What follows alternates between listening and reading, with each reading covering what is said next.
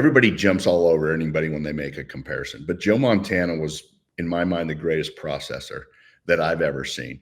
He knew where he was going to go with the ball, and it could be the fifth read on a play, but he knew instantaneously that it was going to that guy just because of the way the defense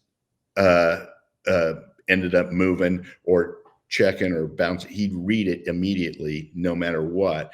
And he knew where he was going with the ball a majority of the time. Now, that's not every play, but and so what I started to see early on in Brock's career was, man, he processes fast and gets rid of the ball and is accurate, and a lot of times hits the open man. And I think it's been fantastic to watch him. I think that last year, with some of the injuries, I think he pressed, in all honesty, and he was getting some pressure, more and more pressure. And I think he was probably trying to put the ball into areas a few times that probably is better off not taking that risk. But I think he was forced to take more chances last year, the way the season was unfolding. And so he was going for it. And it's, we had a band of injuries at receiver. We had different guys in there. We had new guys. And sometimes, and this, there's sometimes the interception is 100% on the receiver, but Brock Purdy's never going to be the guy where you think that it was the receiver, because he's never going to point or pout or throw his arms up in the air or do things that other quarterbacks do sometimes to make sure everybody knows it's not on them. And so he's that kind of a teammate. And so sometimes it's tough to know as a fan, hey, was that on the receiver? Was that on the quarterback? But I think he was taking more calculated risks just because of the way things were. And we were banged up a lot of the time and playing from behind. And so you gotta make some things happen. But I still love the way he played, love the way he competes. And he's just a solid kid all the way around. And you don't have to have the strongest arm in the NFL. And his arm is plenty strong. But Joe wasn't Elway or Jim Kelly or Dan Marino, but he's the one with all the Super Bowl rings. And it's because his anticipation and his accuracy and his ability to read the defenses were unlike anybody that I've ever seen. And so I think Brock has a lot of those characteristics, and I'm excited to see him with a full group of healthy players. And especially, and we hadn't even mentioned this, everything changes without McCaffrey back as your running back. Yeah. Not only running the ball, but coming out of the backfield. And that's to have him not there was a big miss too for Brock. Yeah. I'm glad you brought up arm strength. I remember a couple years ago going back and watching the whole drive that led up to the catch. Montana fumbled, they had 5 turnovers in that game, right? Montana makes this throw to the far sideline early in that drive. It makes your heart jump. It's like, yes. I can't believe he's trying to make, Brock makes these throws that when you watch the camera angle from behind the quarterback and you see when he has to decide to throw it and where. That's the part that I think to those of us who just sit on the couch, it's so hard to understand how much you guys are anticipating, where the next guy who's moving as fast as a train is going to be. That's the part that is just. It's super remarkable. Guys, when you're on the field and you see it, it's magical. Really? Because it has to happen before it's obvious. And that's what's really great about the game, but it's special about quarterbacks that can make that throw before a guy gets out of his break. And it's mind-boggling with all those guys, the big guys coming down on you and pressure coming in your face and just stepping up and making the throw. And so, I was really glad the 49ers gave him his deal.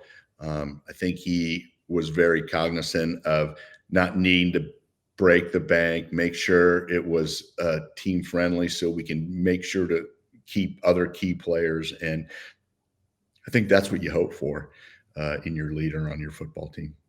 You played with two of the, your top 10 list, these guys might both be in the top 6. I don't know where you would. I haven't thought Yeah, about the I list think exactly, they're but they're definitely there, and it's pretty special to think. You know, it's weird when you're going through it. You don't look necessarily at, okay, where are we in history and what are we yeah. doing? The only time that I really was aware was when we were going to win. When I thought we were going to win 3 Super Bowls in a row, I'd be like, yeah, Mm, you know, no the one's going to three-peat. beat that. I remember at the end of my career, well, when Joe left Kansas City, I remember thinking, no one's going to be better than Joe. I mean, he won 4 Super Bowls. There's no way that any one quarterback is going to ever win 5. Then along came Tom Brady, and so, but it just to play with both Steve and Joe. I mean, amazing, funny, competitive, focused, bright, sophisticated, great processing guys. Yeah, And needed you. Like that's probably part of the fun too, right? Is understanding what a key cog in the whole thing yeah. I you mean, were. Jerry, JT, and I are always saying, "Well, we made 2 Hall of Fame quarterbacks. It wasn't you guys." Yeah, yeah, yeah. But you know what? The beauty of football is there is some kernel of truth in that. Like you can't.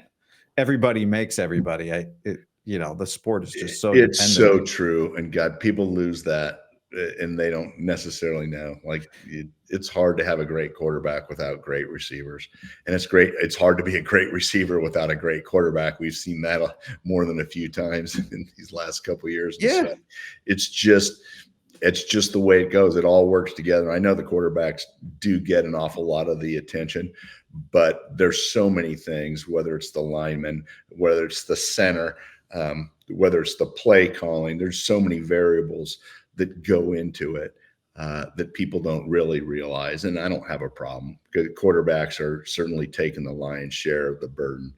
And so they should get the credit, but there's so many variables that go into a play that you just don't think about. And it really opened my eyes my first couple of years under Bill Walsh and how meticulous he was.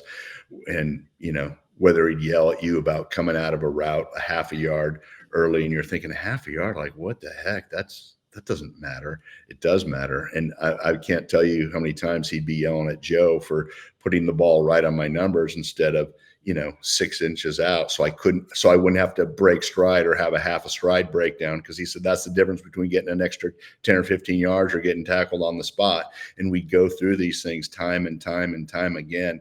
It's just so redundant. And you think to yourself, why the heck are we doing this? We're going over this again and again. Like we all know this. But it became second nature. So under pressure in big moments, in the drive against the Bengals, in overtime and 2-minute drills and all these different big playoff games, you don't think about it. You're doing it exactly how you'd always done it. And that repetition and just obsessive attention to detail made it understandable to me that, like, wow, there's so many things that have to work for a play to truly be successful. But was it crazy when the quarterbacks tried to start their own union just for the quarterbacks? Those greedy suckers. Yeah. I Wasn't that laughed. Aikman? What was that deal? Yeah. What was the quarterback club? Those suckers. Were you still in the Yeah. league? Was that when you It's were in like, the league? hey, you guys aren't making enough money. Now, comparatively, they probably were making nothing, but they were 10x everybody else, Yeah. and everybody else was, fighting. We just came out of the strike, and we got a little bit, but we didn't get much. Which turned into free agency. So eventually, players really benefit, but not anybody that was out on strike. And then here come the quarterbacks. Hey, we're going to start a quarterback club. We're going to market it, and we're just going to all be about ourselves and make extra money. And it's like, you suckers. And it It turns was out kind of amusing.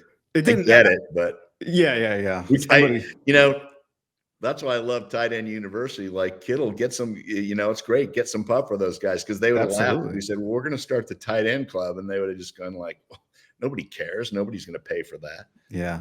You got to get out there. You got to go. They just had it last week. I know. I just kill to get a t-shirt.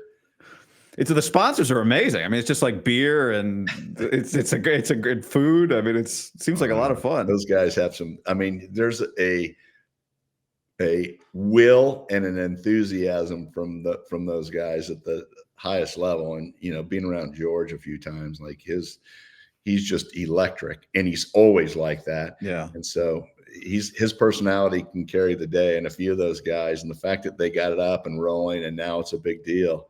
Yeah, they got to not let that sucker go. It'll be revenge of the tight ends on that quarterback club thing.